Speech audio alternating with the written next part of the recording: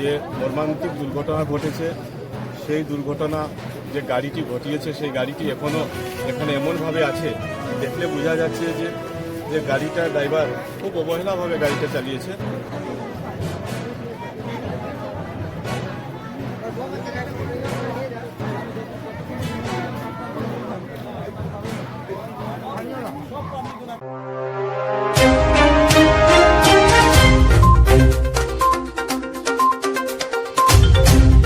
হাইলাকান্দি ঘাটে সংলগ্ন রাস্তায় যে মর্মান্তিক দুর্ঘটনা ঘটেছে সেই দুর্ঘটনা যে গাড়িটি ঘটিয়েছে সেই গাড়িটি এখনও এখানে এমনভাবে আছে, দেখলে বোঝা যাচ্ছে যে গাড়িটার ড্রাইভার খুব অবহেলাভাবে গাড়িটা চালিয়েছে এবং রাস্তায় না চালিয়ে সে মানুষের ঘরে গাড়িটি ঢুকিয়ে দেওয়ায় ঘরের ভিতরে থাকা লোকটি জখম হয়ে আজকে এখানে নিহত হয়েছে।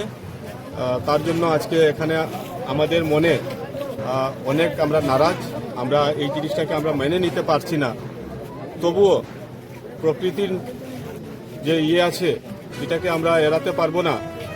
আমরা আজকে এখন আমাদের এখানে যে লোকটা নিহত হয়েছে তাকে মেডিকেল কলেজে নিয়ে যাওয়া হচ্ছে পোস্টমর্টমের জন্য এবং ময়নাতদন্তের পর যখন আসবে তার শ্মশানের কার্য আমরা সবাই জড়িত থাকব, সাহায্য সহযোগিতা করব যাতে এই গরিব লোকটা যাতে কোনো ক্ষতি হয় না।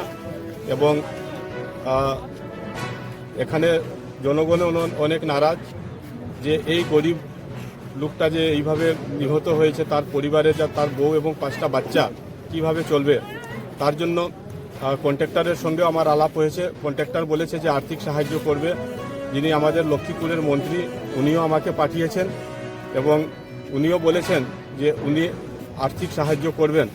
তদুপরি যেহেতু আমরা জানি যে গাড়িটি এই ঘটনা ঘটিয়েছে সেই গাড়িটির কাগজপত্র সব ঠিক আছে, এখন গাড়িটি মনে করেন যেহেতু ড্রাইভার পুলিশ হেফাজতে আছে এবং গাড়িটিও মনে করেন যদিও এই জায়গাতে আছে কিন্তু পুলিশ হেফাজতে আছে, পুলিশ এই গাড়িটিকে নিয়ে থানায় নিয়ে যাবে আর পুলিশের যে প্রক্রিয়া মতো তার সব কিছু সম্পূর্ণ করবে। এবং আমরা এতটুকু নিশ্চিত বলতে পারি যেহেতু গাড়িটির সব কাগজপত্র ঠিক আছে এবং ঘটনাটাও যে হয়েছে সেটাও থানায় আজকে জিডি এন্ট্রি হয়েছে। আর যিনি নিহত হয়েছেন উনার পরিবারের লোকরা আজকে বা আগামীকালকে থানায় এজাহার দাখিল করার জন্য আমি বলেছি এবং এজাহারটা দাখিল করার পর কেসটা রেজিস্টার হয়ে যত তাড়াতাড়ি সময়ে চার্জশিট হয় তত তাড়াতাড়ি আমরা মোটর অ্যাক্সিডেন্ট ক্লেম ট্রাইব্যুনালে আমরা আমাদের যে ইন্স্যুরেন্স ক্লেমটা আমরা তাড়াতাড়ি করতে পারবো, যাতে তাড়াতাড়ি তার পরিবারের লোকজনরা এই ক্লেমটা পেয়ে তারা যাতে আরামসে যাতে চলতে পারে, কারো কাছে হাত পাততে যাতে হয় না, যে নিজের খাওয়ার জন্য বাচ্চার পড়াশোনার জন্য যাতে কারো কাছে হাত পাতা এই প্রয়োজনটা যাতে না আসে, আমরা ততটাই করেছি। আচ্ছা দাদা, এখানে অ্যাকচুয়ালি আমি বলতে চাইবো যে এই রাস্তাটা একটা বিজি রোড, এই রাস্তার মাধ্যমেই মতিনগর বলেন আপনার দিদারপুর বলেন একটা বহুত বড় এলাকার সিঙ্গিরবন, কাপ্তানপুর, রূপাইবালি সমস্ত এলাকার লোকের লক্ষ্মীপুর যাওয়ার জন্য একটাই রাস্তা এটা এবং এই রাস্তাটা অনেক ব্যস্ত রাস্তা। আর এই ব্যস্ত রাস্তা কাজ করার জন্য দিনের বেলা হয়তো সময়ের অভাব হয়ে যায়।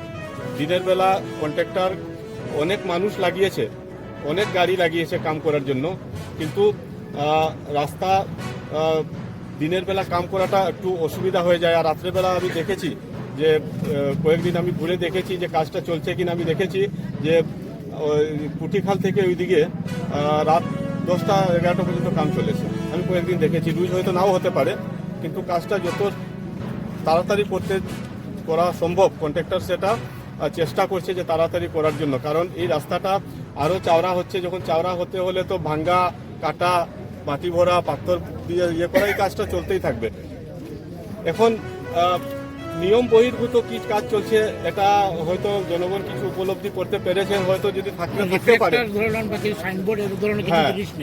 রিফ্লেক্টর বা সাইনবোর্ড হয়তো কোনো জায়গাতে নাও থাকতে পারে, হয়তো নিয়ম বহির্ভূত হয়েছে। কিন্তু আজকের যে গাড়িটা যেটা অ্যাক্সিডেন্ট করেছে যে সম্পূর্ণ এটা ড্রাইভারের দোষ, গাড়ির ড্রাইভারের দোষ, ড্রাইভার ছাড়া অন্য কারো দোষ না। আমি যেভাবে শুনেছি যে একটা গাড়িকে ওইটাকে ওভারটেক করেছে, তারপরে দেখছে যে সামনে যাওয়ার জায়গা নেই, বাম দিকে যে হঠাৎ করে একটা স্টারিং হয়তো কন্ট্রোল থাকে না, কেন থাকবেন নাইট কন্ট্রোল, কারণ অনেক স্পিডে গাড়িটা চালিয়েছে, হয়তো এই জন্য আনকন্ট্রোল হয়ে এইদিকে ঢুকে গেছে। কিন্তু দুষ্টা ড্রাইভারের অত স্পিডে গাড়ি চালানোর কথা ছিল না।